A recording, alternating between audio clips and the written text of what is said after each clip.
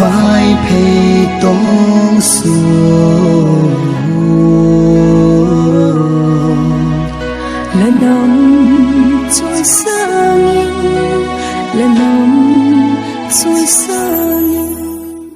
Myanmar mi pin general strike baka sepai sarkar adoi lo naw na sajodi in alat sako hi Myanmar's military coup opposition lamten Saturday ya mandale ya mini akap lupji o khan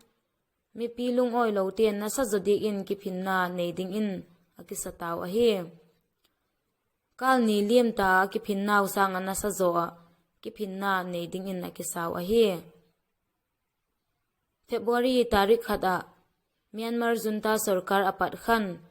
Myanmar gamsung mun chum chuma mi piten alung oi lo naw na satak in asulang tawa hi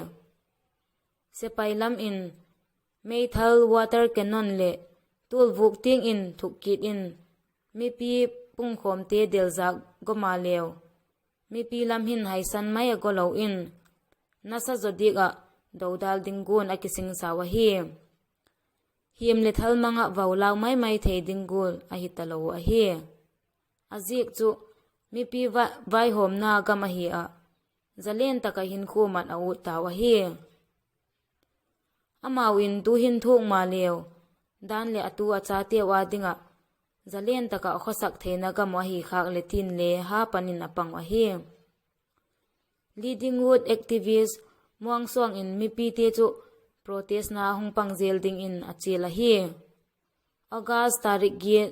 sangkha zako somgi legit gol kha February tarik somni le ni sangni somni le khat ni atung kit a sepai sarkar hin meithal in mi pi nodal agowa chule election nei thak ding in